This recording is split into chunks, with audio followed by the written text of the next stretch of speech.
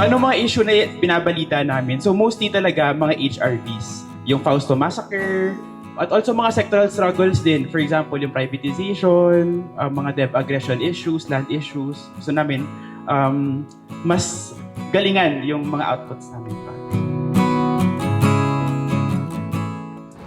Bago ang pagsabog ng Mount Canlaon noong June 3, iniinda na ng mga magsasaka ang pinsala ng El Nino sa ani nila. At ngayong nabalot ng sulfur ash ang mga pananim at tatabunan ng lahar ang ilang daluyan ng tubig, hiling nila ang mabilisang tugon ng pamahalaan. Dumaranas taon-taon ang mga manggagawang bukid sa tubuhan ng patay na panahon o tiempo muerto. Ito ang buwan sa pagitan ng crop cycle ng tubo kung saan walang trabaho sa asyenda. Ayon sa National Federation of Sugar Workers o NFSW sa Negros, bagamat mas mahirap ang sitwasyon, hindi seasonal ang kahirapan ng mga manggagawang bukid dahil sa tila pagpapabaya ng gobyerno sa mga sakada. Ginagamit pampatamis ng pagkain o inumin ang asukal, pero mapait ang kalagayan ng mga nagtatanim ng tubo gaya ni Jobert Tequina. Residente ng Hacienda Tres Hermanos sa Barangay Luna, Cadiz City si Jobert.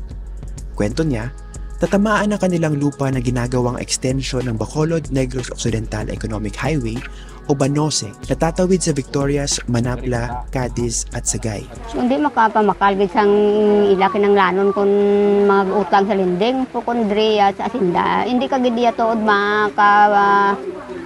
kwansang panimalay. Hindi saklaw ng ipinasang wage increase ang mga manggagawa gaya ni Rita mula sa Murcia, Negros Occidental. Anya, katitig na nga lang daw ang ibinigay na aumento, hindi pa ipinatupad sa buong Pilipinas. Ang bangka namin, hindi namin dito malagay kasi tinambakan ng lupa. Kung masamang panahon, masisira talaga yung bangka namin kasi wala kaming lagyan na safety yung bangka namin. Ganito ay kinuwento ng mangingisda na si Jesus Rodriguez ang ginawa sa baybayin ng Barangay Banago sa Bacolod City, Negros Occidental.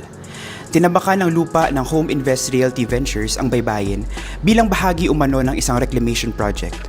Pag-aari ni dating Bacolod Councilor Vladimir Gonzales ang kumpanya.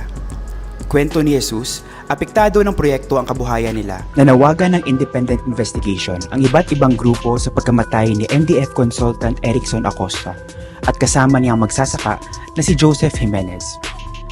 Ayon sa human rights group sa Negros, summary killing ang naganap dahil taliwas sa ulat ng Armed Forces of the Philippines, walang engkwentrong naganap noong November 30.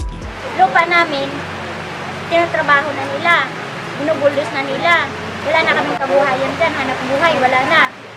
Isa si Cherry sa mga katutubong nawalan ng kabuhayan matapos patagin ang kanilang taniman para bigyang daan daw ang 2 bilyong pisong palm oil plantation project na planong itayo sa Candoni, Negros Occidental.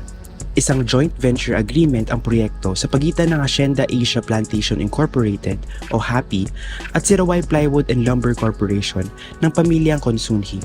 Dahil sa ganitong tumuhoy ng administrasyon, hindi nakakagulat na kahit laganap ang kahirapan, meron iilang pamilya at negosyante ang kumita ng limpak-limpak na tubo sa nagdaang taon.